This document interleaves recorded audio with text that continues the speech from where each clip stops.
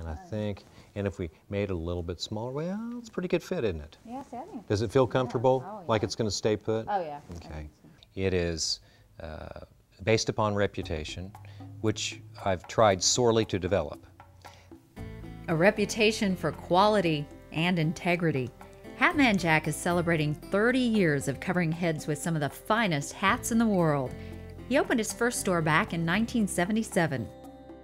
And I've had requests to sew in secret pockets and for reasons that I didn't ask, but suspected, you know, strange things. I've made hats for some characters that are absolute throwbacks in terms of style. What I'm do is make this visually look like this, which in a way, it's really an odd request. Somebody shipped it to me from Lord knows where, California. So what gave him the idea to open a store like this? I always watched movies, loved movies. I loved Humphrey Bogart, I loved Roy Rogers, and I found that the image that they portrayed with a hat had a lot to say. It was a big statement. I was attracted to that. As a teenager, Jack went to work for a dry cleaner who also steamed hats. Once I graduated from North High School, I bought him out and started the store with him.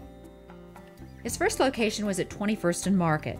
In 1981, Hatman Jack moved here to his current location in the Delano district.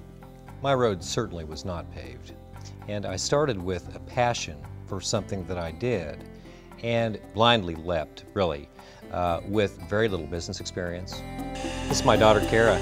She's 8 years old.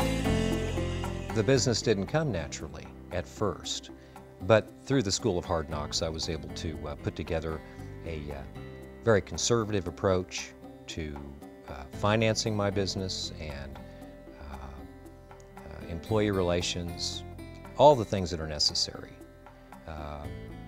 And it would have been a bit more of a luxury probably to have gone through business school from the very beginning and seen the technique from a textbook. It can be done through the School of Hard Knocks. Although the School of Hard Knocks is a great teacher, it's not always an easy school. And it was rough go. It was low capital, started out with very little capital. He might not have had the cash, but his timing was definitely right. Luckily, the urban cowboy craze had hit right then with the feathers, the pins, the awful garb that they'd put on hats. And because of it, I was able to remain in business and make a living and do well. To do well, he had to be willing to take a leap of faith. It's risk. Any of it's risky. But without risk, there's no potential for profit. If you could go back and change something, what would you change? Oh, I might have taken a few more business courses. You know, I lucked out. I landed, I rented a place, blind faith, and it worked out.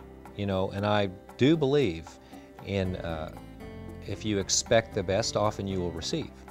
But I would advise a more prudent approach, a more basis in education, and a little more capital is always a plus. Hatman Jack is living proof that you should follow your dream no matter what others may think. In fact, I was advised distinctly by many people at the beginning never to think that I could make a living. Well, nothing could be further from the truth. Not only has he made a great living at it, he's developed quite a following too. A lot of famous people have come through his shop over the years. Pavarotti was one of my favorites when he came to town. He spent an hour here. It was wonderful. B.B. King was one of my favorites. What a gentleman he was. And I made a wonderful hat for him. And the Riders in the Sky, the cowboy band, one of my favorites. Wonderful guys. He's also been hired to do hats for movies. The Quick and the Dead with Sharon Stone, and a couple of Paramount productions. Did some one Harry Connick Jr. movie. And you've probably seen Hatman Jack's hats on TV too. And I did a lot for the Dr. Quinn Medicine Woman series, which was nice. And those things were all fun because it gives you some reaffirmation, excuse me, for one thing, that maybe you've kind of got the thing right. Now, when you first started out, did you have any idea it was going to grow into this? No, again, it was a blind leap of faith, and I did not. If you're thinking about opening up a store of your own, Jack has some advice for you. The most important thing I can stress, no matter what they're doing, no matter what they're selling, is that all you're carrying through this world is the reputation and what it is that you tell customers. And take it very seriously.